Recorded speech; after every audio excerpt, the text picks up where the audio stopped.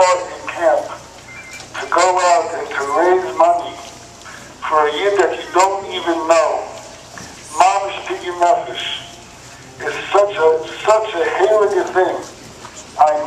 It's such a comfort for me to even speak to you over the phone, and I thank you for this opportunity. What you have accomplished is unbelievable. To raise so much money for this cause. It reminds me of the very first day that I got involved in this over a year and a half ago, when Sholom daughter knocked on my door, and she told me about the plight that her family was going through, about what her father was going through, sitting in jail in Iowa.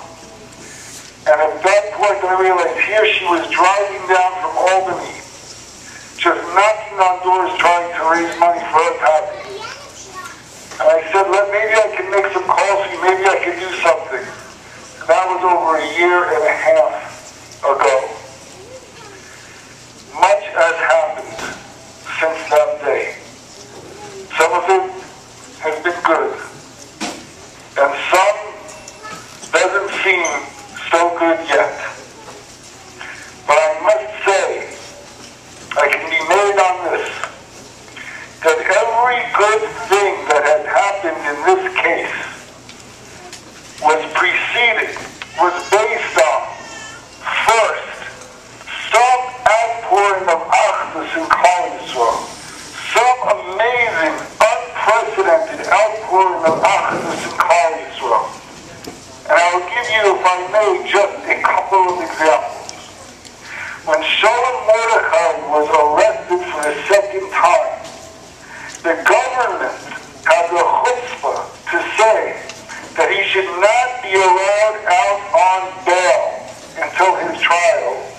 Why? Because as a yid, he might flee to Israel, because Israel has a law of return that any yid can come to live in Israel.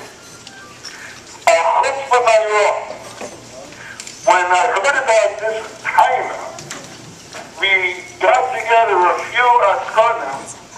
We organized a trip to Iowa to protest this. And this was an outpouring of achdus among